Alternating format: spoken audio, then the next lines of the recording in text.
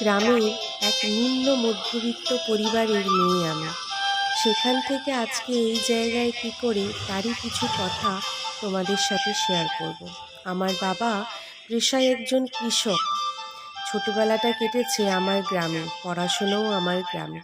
এই দেখো আমার সেই সুন্দর বাড়িটা, যেটা আমি কয়েক বছর আগেই বানিয়েছি। তোমাদের সাথে অনেক দিন পর ইচ্ছে হলো একটু শেয়ার করি। তো গুড মর্নিং, তোমরা সবাই কেমন আছো? আশা করছি সবাই ভালো আছো, সুস্থ আছো। আর এখানে দেখো আমার পাকলি পাকলি অবস্থা, চুলগুলো ঘুম থেকে ওঠার পর ঠিক এই রকমই হয়ে যায়। আজকের সকালটা আমার জন্য অনেক ইম্পর্টেন্ট। আজ একটা বিশেষ দিন, তাই উঠেওছি আমি অনেক সকালে। উঠেই কিছু কিছু কাজকর্মে হাত দিয়ে দিয়েছি, কেন কি খুব তাড়াতাড়ির মধ্যে আমাকে কাজকর্ম মিটিয়ে আবার রেডি হয়ে বেরোতে হবে। তো দিনটা কি, প্রথমে ক্লিপটা দেখে নিশ্চয়ই বুঝতে পারছো। তো চলো সোনাইকে খাইয়ে দিলাম। এই যে সোনাইয়ের ব্যাগ রেডি করে দিয়েছি। আজকে খাবারটা পিসি বানাবে, সেখানেই খেয়ে নেবে। কলা, বিস্কুট, ওই জলের বোতল এটা দিয়ে দিলাম। রেডি হব, সোনাইকে দিয়ে আসবো আগে পিসির বাড়িতে। এসে রেডি হওয়া শুরু করব, কেন কি 7টা বেজে গেছে। আমাকে বেরোতে হবে 8টার সময়। তো তার আগে যত তাড়াতাড়ি রেডি হতেও তো সময় লাগবে, শাড়ি ফাড়ি পরতে সময় লাগবে। তার তার আগেও কিছু কাজ আছে, সে কাজগুলো করতে হবে। কোথাও যাওয়ার হলে না আমি ভীষণ থতমত খেয়ে যাই। মানে সব থেকে আমার বড় প্রবলেম হচ্ছে মেকআপ করা। মেকআপের সব জিনিস থাকা সত্ত্বেও আমি না ঠিকঠাক করে মেকআপ করতে পারি না, এটা আমার সব থেকে বড় প্রবলেম। তো ওই টুকটাকের মধ্যেই করবো, বেশি হেভি মেকআপ করবো না, কেন কি ভীষণ গরম। ওখানে তো এসি থাকবে, কিন্তু এই যে এতটা রাস্তা আমি যাব, আমি পুরো পাসিনা পাসিনা হয়ে যাব। তো চলো সঙ্গে থাকো, দেখতে থাকো। রেডি হয়ে আসছি তোমাদের সামনে। ফাইনালি আমি রেডি। আর বিছানার অবস্থা দেখো, সব মেকআপ টেকআপ সব রাখা আছে। তো এসে গুছাবো, এখন কিছুই করব না। তো চুলটাকে এমনিভাবে খুললাম, কেন কি বাঁধাতে না ভালো লাগছিল না, বুঝলে। তো এটাই শাড়ি আমার।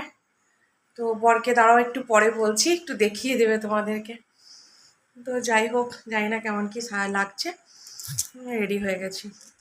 Morning, good morning. আজকে এই হোটেলটাতেই আমাদের মিটিং, দারুণ সুন্দর। এর আগেও 2-3 বার আমাদের এখানেই মিটিং হয়েছে, অ্যাওয়ার্ড ফাংশন হয়েছে। তো চলো ভেতরে যাওয়া যাক। বাইরের লুকটা এইরকম। এখানে দেখো ভেতরটা, সবাই মোটামুটি আলাদা আলাদা এসে গেছে। তো এখানে বসেছিলাম, তখন একটু চুল টুল ঠিক করে নিচ্ছিলাম, আর ভাবলাম একটু ভিডিও করে নিই। আর এটাই হচ্ছে হল। সকালবেলা আমরা ওই 8:30 মতো পৌঁছে গেছিলাম। তো দেখো এখানে সবাই সবার মতো নিজের গ্রুপে ব্যস্ত, গল্প করতে, কথা বলতে, ফটো তুলতে। কেন কি এই অ্যাওয়ার্ড ফাংশনটাই হয় এমন একটা দিন, যেদিন অনেক দিন পর আমরা সবাই সবাইকে কাছে পাই। কিছু শর্ট ভিডিওর জন্য এই যে দেখো এখানে স্টাইল মেরে আমি এভাবে হেঁটে আসছিলাম। আর হ্যাঁ, এবার তোমাদেরকে বলি, আমাদের অ্যাওয়ার্ড ফাংশন শুরু হওয়ার আগে সর্বপ্রথম হয়েছিল গণেশ বন্দনা, যেটাতে আমাদের অফিসের একটা ম্যাডামের মেয়ে ডান্স করেছিল, খুব ভালো। মানে দিনটা যে কিভাবে কেটে গেল আমি তোমাদেরকে বলে বোঝাতে পারবো না। তারপর হয়েছিল আমাদের, আর এই দেখো এই সেই মুহূর্ত, আমার স্বপ্ন পূরণ। 200টা মানুষ লাইন দিয়ে দাঁড়িয়ে ক্ল্যাপ করছে, আর আমি মাঝখান দিয়ে হেঁটে আসছি স্টেজে ওঠার জন্য। আমার নাম অ্যানাউন্সমেন্ট করা হয়েছে। মানে এই স্বপ্নটা যে কত বড় স্বপ্ন পূরণ হলো আমার সেই দিনকে, আমি তোমাদেরকে ভাষায় প্রকাশ করতে পারবো না। দেখো টাকা মানুষ সবাই ইনকাম করে কাজ করে, কিন্তু যেই প্রফেশনে তুমি কাজ করছো সেখানে যে একটা আলাদা সম্মান, এতগুলো মানুষের ভালোবাসা, এটা কিন্তু সবাই পায় না, বুঝলে। আর এই ভিডিওটা দেখার পর আমার বাড়ির সবাই, মানে আমার মা বাবা ভীষণ খুশি হয়েছে, ভীষণ খুশি হয়েছে। আমার পিসি তো পুরো কান্না করে দিয়েছে যখন ভিডিওটা দেখাচ্ছিলাম। তো এটাই হয় জানো তো, মানে কি বলবো, আমি গ্রামের খুবই সাধারণ পরিবারের মেয়ে। সেই জায়গা থেকে উঠে এসে শহরে থেকে তারপর নতুন করে জীবনটাকে যে এভাবে গুছিয়ে নেব, সেটা কেউ কোনোদিন ভাবেনি। আর দেখো যার পা ছুঁয়ে প্রণাম করলাম, ইনি আমাদের স্যার। অ্যাওয়ার্ড ফাংশনের মাঝে মাঝে ছিল ৩-৪টে ডান্স, যেটা আমাদের গ্রুপেরই সবাই করেছিল। আর সেইগুলো অনেকগুলো ভিডিও ক্লিপ তোমাদের সাথে শেয়ার করা হয়নি। আর এখানে দেখো আমি আর ম্যাডাম করে বসে বসে ডান্স করছিলাম, খুব ভালো লাগছিল। আর তোমাদের সাথে শেয়ার করব এবার আমার কিছু ফটো। আর দুদিন মিটিং ছিল, দুদিনেরটা আমি একটা ভিডিওতেই তোমাদের সাথে শেয়ার করে দেবো। কেন কি ওখানে তো আর ভিডিও শ্যুট করা সবসময় করতে পারছিলাম না, কেন কি যখন মিটিং হচ্ছিল বা আমার কিছু কাজ থাকছিল তখন ফোনটা আমরা রেখে দিচ্ছিলাম সাইলেন্ট করে। আর তাছাড়া হচ্ছে সেকেন্ড দিন যেটা ছিল সেদিন তো পুরো মিটিংই ছিল, তো সেই জন্য অত বেশি ভিডিও করা হয়নি। যতটুকু পেরেছি তোমাদের সাথে শেয়ার করেছি। তারপর মানে সবার সাথে এতদিন পর দেখা হয়েছে, কথা বলতে বলতেই সময় পার হয়ে গেছে, জানো তো।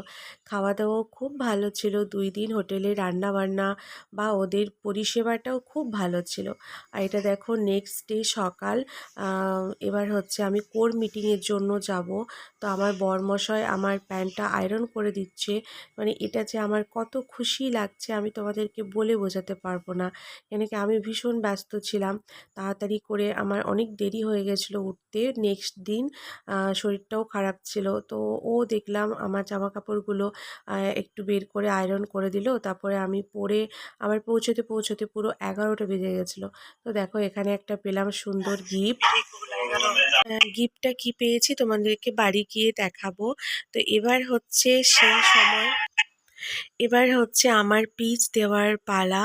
বুকের ভেতরটা পুরো একদম ভয়ে দুব দুব দুব দুব করছিল।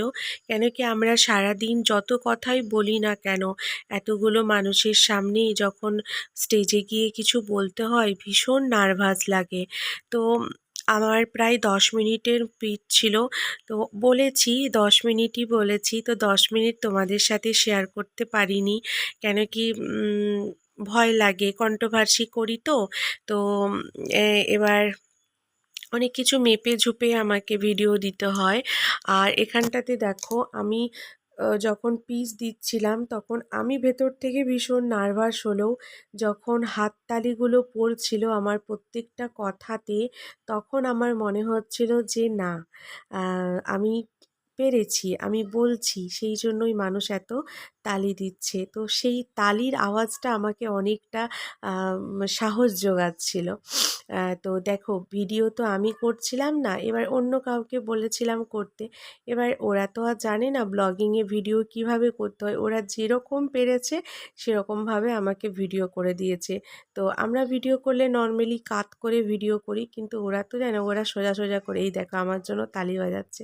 ভীষণ ওয়ান্ডারফুল মুমেন্ট ছিল, মানে তোমাদেরকে বলে বোঝাতে পারবো না কতটা খুশি হয়েছিলাম আমি যখন দেখছিলাম যে এতগুলো মানুষ আমাকে শুনছে। আর আমি মনে মনে এটাই প্রে করছিলাম আমার কথাতে একটা মানুষও যদি ইন্সপায়ার হয় তাহলেও আমার জীবন ধন্য। সেই দিনকেই ছিল একটা ম্যামের বার্থডে, তো সবাই সেই জন্য একটু আমরা সেলিব্রেট করছিলাম, তার জন্য একটা কেক আনা হয়েছিল, একটা ছোট্ট গিফট, সেই দিয়ে দেখো খুব খুশি হয়েছে।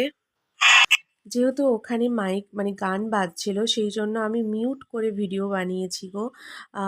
কেন কি নয়তো কপিরাইট এসে যাবে। তো দেখো এটাই ছিল আমাদের ড্রেস কোড কোর মিটিংয়ের দিন, মানে যারা একটু সিনিয়র লেভেলে তারা পড়েছিল, আর সবার জন্য ছিল না। তো যাই হোক দেখো এখানে সুন্দর সুন্দর আমি কয়েকটা ফটো তুলে নিয়েছি। এই হোটেলটা আলাদা হোটেল ছিল, নেক্সট ডে হোটেলটা, তো সেটাও তোমাদেরকে দেখাবো। তো যাই হোক খুব ভালো কেটেছে 2 দিন। অনেক কিছু জীবনে চেঞ্জিং করতে হবে, অনেক গোল নিজের লাইফে সিলেক্ট করেছি যেটা কমপ্লিট করতে হবে। তো এই হচ্ছে দেখো সেই হোটেল শিবা। और अभी हम लोग जा रहे सब घर। ये है प्रियंका। যুদ্ধ শেষ হলো, 3 মাস ধরে মিটিং হবে মিটিং হবে মিটিং হবে। তো চলো ফাইনালি আমি ঘরে এসে গেছি, আর এখন আমি চেঞ্জ করব। তার আগে বাপরে বাপ কি অবস্থা! কালকে তো রাত্রেবেলা হচ্ছে দরজা মানে জানলা খুলে ডাকছে উঠো। কালকে এত বেশি টায়ার্ড লাগছিল না, কালকে অনেক বেশি হয়ে গেছিল, দিয়ে তারপর এইদিকে এসে ডাকতে তারপরে ঘুম ভেঙেছে। সোনায়ের আইফোনটা আবার হচ্ছে নি, কি বলে, চালু হয়নি, তোদের পয়সা পাঠিয়ে দিই। 3 মাস ধরে আমরা সবাই যেই দিনটার অপেক্ষা করছিলাম, ফাইনালি সেই দিনটা দেখো এসেও গেল, কমপ্লিটও হয়ে গেল। মানে চোখের নিমিষে 2টো দিন কেটে গেল, বুঝলে। তো যাই হোক, 2টো দিন ভীষণ আমার হ্যাট্রিক কেটেছে। আমি একদম সময় পাইনি, বাড়ি এসে পুরো টায়ার্ড হয়ে যেতাম, কেন কি এখন বাজছে ধরো 8টা, আমার বাড়ি আসতে আসতে 7:30 বেজে যেত। তো আমার বাড়িটা যেহেতু একটু দূর, তো সেহেতু প্রতিদিন আমি হচ্ছে ওই করতাম, প্রতিদিন আমি র্যাপিডো বুক করে আসতাম, কেন কি হাজব্যান্ডের অফিসও ওই মর্নিং ওয়ার্ক, তো ও মানে কোম্পানি থেকে বেরিয়ে আমাকে মানে পারতো না, নিতে যেতে পারতো না। সকাল টাইমটা হাজব্যান্ড ছেড়ে দিত, কিন্তু আসার সময় আমাকে প্রতিদিন র্যাপিডো করে আসতে হতো। তো যাই হোক, ভালোভাবেই কেটেছে। আর যখন আমি স্টেজে উঠে বলছিলাম আমার পিচ, ভীষণ নার্ভাস ছিলাম বন্ধুরা, ভীষণ। কিন্তু ওখানে বসে থাকা মানুষগুলো তালি বাজাচ্ছিল, সেটাতে আমি বুঝতে পারলাম যে আমি সত্যি অনেক ভালো বলেছি। আমার পিচ ছিল 15 মিনিটে, সেটা আমি 12 মিনিটেই কমপ্লিট করে দিয়েছি। কেন কি দেখো, এমনি কথা বলা, ক্যামেরার সামনে কথা বলা, আর 150-200 মানুষের সামনে সবাই তোমার মুখের দিকে হাঁ করে তাকিয়ে থাকবে, সেইখানে পিচ দেওয়া আকাশ জমিনের পার্থক্য, ঠিক আছে। তবুও যে আমি যতগুলো নোট বানিয়েছিলাম, পয়েন্ট বানিয়েছিলাম, সেগুলো বলতে পেরেছি, সেটার জন্য নিজেকেই থ্যাংক ইউ বলবো। যাই হোক, এই দেখো, এই নেল পেন্টটা তোমাদেরকে দেখাতে ভুলে গেছিলাম, ভালো লাগছে না? হাতটা আমার সুন্দর লাগছে, দেখো। তো যতটুকু পেরেছি বলেছি। এরা পরে আরও মিটিং হবে। অ্যাওয়ার্ড ফাংশন আমাদের প্রত্যেক বছর হয় না, 2 বছর 3 বছর ছাড়া ছাড়া আমাদের অ্যাওয়ার্ড ফাংশন হয়। তো এরপর হয়তো 3 বছর বা 4 বছর পর হবে। তো এই নিয়ে আমি কতগুলো অ্যাওয়ার্ড জিতেছি সেগুলোও তোমাদেরকে একটা নেক্সট ভিডিওতে বলবো। এই ভিডিওটা হয়তো অলরেডি অনেক বড় হয়ে যাবে, তো সেই জন্য বলছি না।